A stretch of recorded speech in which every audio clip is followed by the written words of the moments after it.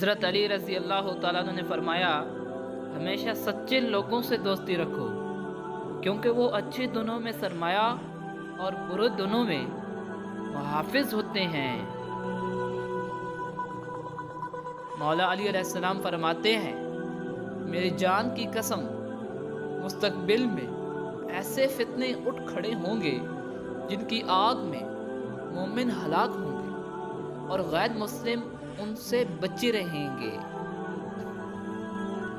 مولا علی علیہ السلام فرماتے ہیں، جس سے حد سے زیادہ محبت ہو اس سے اتنی ہی نفرت بھی ہو سکتی ہے، کیونکہ خوبصورت شیشہ جب ٹوٹتا ہے تو خطرناک ہتھیار بن جاتا ہے۔ امام علی رضی اللہ تعالیٰ عنہ فرماتے ہیں، تمہارا ایک رب ہے، پھر بھی تم اسے یاد نہیں کرتے، لیکن اس کے کتنے بندے ہیں، پھر بھی تم کو نہیں بھولتا۔ حضرت علی علیہ السلام نے فرمایا، جس شخص کا ظاہر و باطن ایک ہو اور اس کے قول و عمل میں مطابقت پائی جاتی ہو، ایسا ہی شخص امانت ادا کرنے والا ہے اور اس کی عدالت ثابت ہے۔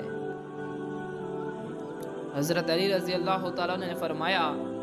محبت اور دوستی کے بارے میں اپنے دلوں سے سوال کرو، کیونکہ یہ ایسے گواہ ہیں جو رشوت قبول نہیں کرتے۔ حضرت علی علیہ السلام نے فرمایا، تیرا نفس تجھ سے وہی کام کروائے گا جس کے ساتھ تو نے اسے مانوس بنایا ہے۔ حضرت علی رضی اللہ تعالیٰ نے فرمایا، قیامت کے دن سب سے بڑی حسرت اس شخص کو ہوگی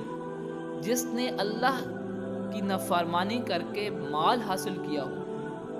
اور اس کا وارث وہ شخص بن گیا ہو جس نے اسے اللہ کی اطاعت میں خرچ کیا ہو،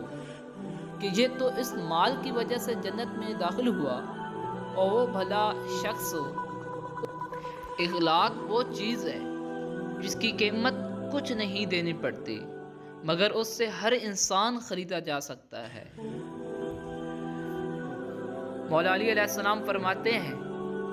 اگر توکل سیکھنا ہے تو پرندوں سے سیکھو، کہ وہ جب شام کو واپس گھر جاتے ہیں تو ان کی چونچ میں کل کے لیے کوئی دانہ نہیں